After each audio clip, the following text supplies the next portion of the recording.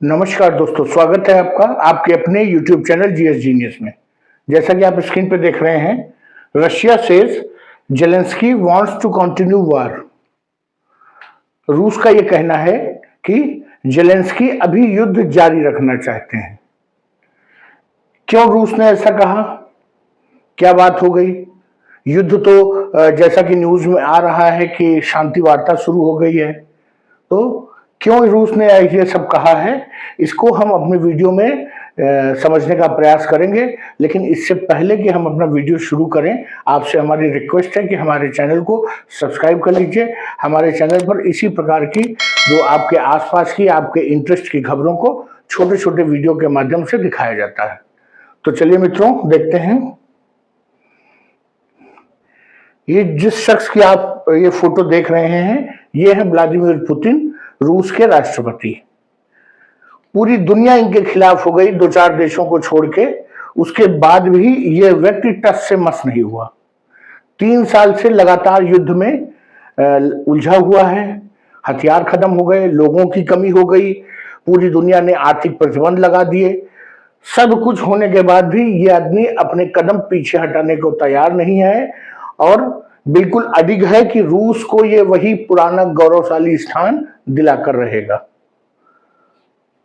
अगली फोटो हम देखते हैं। ये है यूक्रेन के राष्ट्रपति जेलेंस्की, जिनके साथ रशिया की लड़ाई चल रही है लंबे समय से।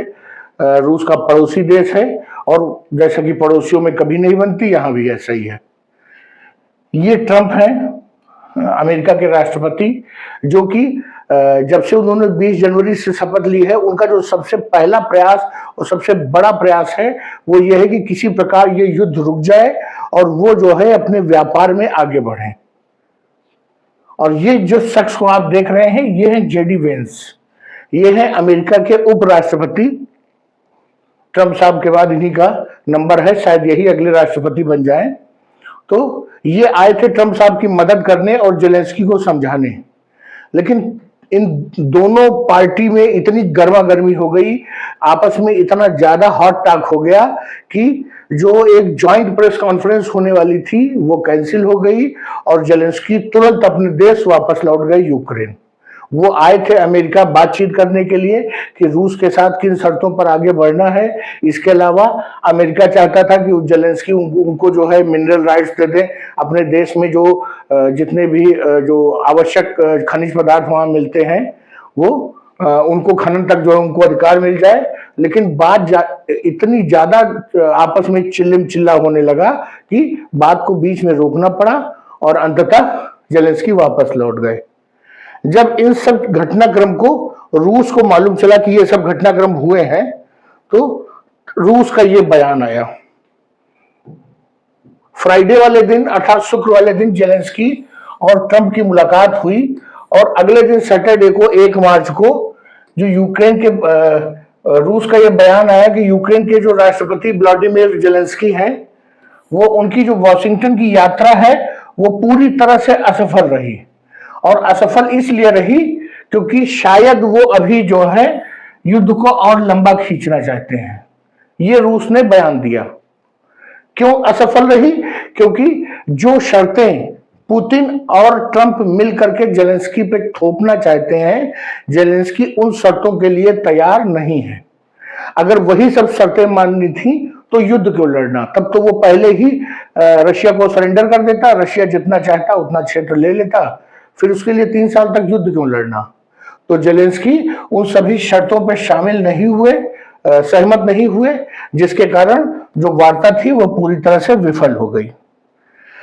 जो रशिया के स्पोक्स पर्सन हैं, उनका यह कहना है कि अब जब जेलेंस्की की जो ये विजिट है वॉशिंगटन की, ये असफल हो गई है, तो अब रशिया के जो यूक्रेन में लक्ष्य हैं वो फिर से अपरिवर्तनीय हैं। अर्थात जिन कारणों से रशिया लगातार युद्ध लड़ रहा था यूक्रेन में, वही कारण अभी भी मौजूद हैं और युद्ध जारी रहेगा। रशिया ने साफ साफ कह दिया है। रशिया का मेन लक्ष्य क्या है? एक तो ये लक्ष्य है कि यूक्रेन को डीमिलिटराइज करना। लगातार जो यूक्रेन है वो अपनी सैन्य शक्ति बढ़ा रहा था, यूरोप के सहयोग से और अमेरिका के सहयोग से। कुछ ऐसी मिसाइलों को प्राप्त करने का प्रयास कर रहा था जो लंबी दूरी की थी और वो कभी भी मॉस्को तक उनकी पहुंच मिसाइलों की हो सकती थी। इसके अतिरिक्त कुछ समय के लिए वो जो बाइडेन और जो यूरोप के बड़े नेता हैं उनके बहकावे में आ गए और रूस को भली बुरी कहने लगे, जिसके कारण ये युद्ध शुरू हुआ। तो इसके अतिरिक्त एक तो वो उनको डीमिलिटराइज करना चाहते हैं, दूसरा रूस ने यूक्रेन से कहा है कि आप जो जमीनी स्थितियां हैं उनको ध्यान में रखिए। जमीनी स्थितियां क्या हैं कि रूस ने यूक्रेन के लगभग 1/3 हिस्से पे कब्जा कर लिया है और दिनों दिन एक एक गांव आगे बढ़ता जा रहा है। अगर ये युद्ध अगले 2 से 4 महीने और जारी रहा तो कीव पर भी कब्जा होने की पूरी गुंजाइश है और उसके बाद रूस किसी से वार्ता नहीं करेगा। तो रूस ने साफ साफ बता दिया है कि उसके लक्ष्य हैं पूरा आगे बढ़ते रहना और यूक्रेन को पूरी तरह से डीमिलिटराइज करा देना। जिस दिन रूस पूरी तरह से यूक्रेन पे कब्जा कर लेगा तो उसके बाद 2 ऑप्शन होंगे।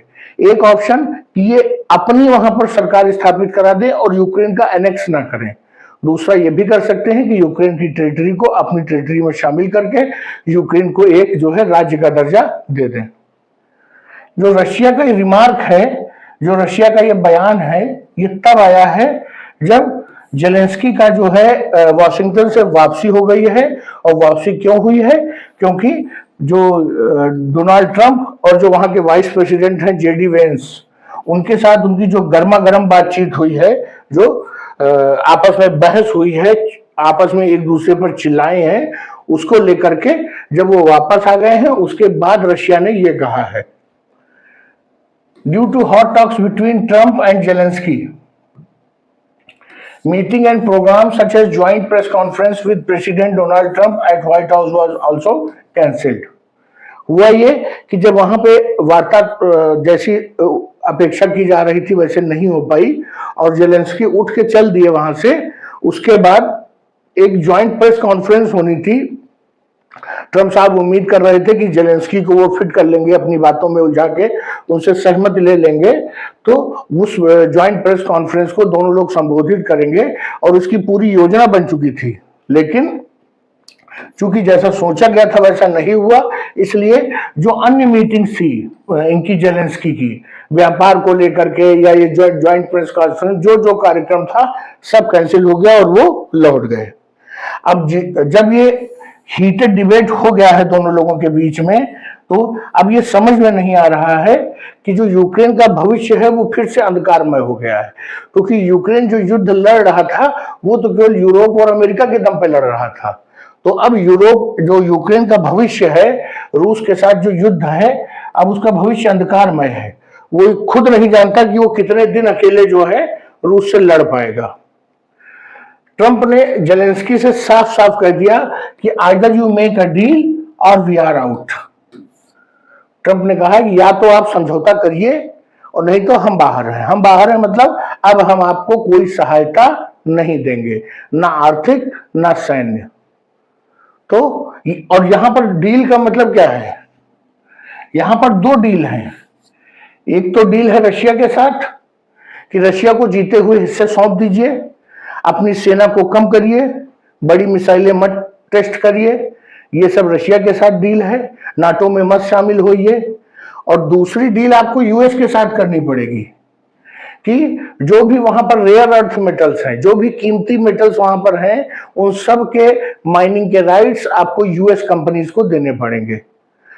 क्यों? क्योंकि यूएस समझौता करा रहा है आपका, इसलिए आपको वो राइट्स देने पड़ेंगे।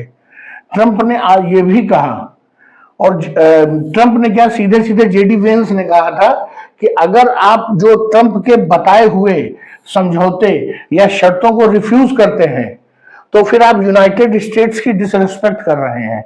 स्वाभाविक सी बात है कि यूनाइटेड स्टेट्स का विश्व राजनीति में इतना दर्जा है, इतना अहम ओहदा है उसका, कि अगर उसने कुछ कहा और यूक्रेन जैसा देश जो 3 साल से युद्ध में लड़ रहा है, आर्थिक स्थिति खराब है, मिलिट्री है नहीं, खाने के लिए है नहीं, उसने अगर ट्रंप जैसे बड़े नेता की बात को अस्वीकार कर दिया तो उन्होंने सीधे सीधे कह दिया कि ये यूनाइटेड स्टेट्स का जो है अपमान है। ट्रंप ने यह भी कहा कि उसको ये नहीं लगता कि अगर अमेरिका पीस प्रोसेस में शामिल है तो जेलेंस्की जो है ये समझौता नहीं करेंगे, इनको लगता है, ट्रंप को लगता है।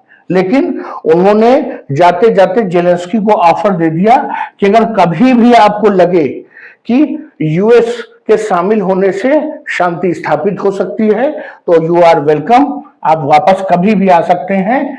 शर्तें उन लोगों ने अपनी बता दी हैं। अगर जेलेंस्की को लगे कि हमको फिर से एक बार प्रयास करना चाहिए तो उनको उनके स्वागत के लिए उन्होंने कह दिया है कि आपका स्वागत होगा। तो मित्रों, ये है मामला। ट्रंप को भी लगता है कि जेलेंस्की अब उनके बहकावे में नहीं आएंगे। ये भी हो सकता है कि वो और अधिक दबाव बनाना चाहते हों, इसलिए ऐसा कह रहे हैं। और पुतिन को तो लग ही रहा है कि यूरोपीय यूनियन का जो पीछे से बैकिंग है यूक्रेन को, उसी के दम पे यूक्रेन अभी युद्ध जो है तुरंत जो है शांति वार्ता नहीं करना चाहते हैं। तो चलिए मित्रों, ये था वीडियो, ये थी न्यूज। अगर आपको हमारा विश्लेषण अच्छा लगा हो तो वीडियो को लाइक करिए, चैनल को सब्सक्राइब करिए। धन्यवाद।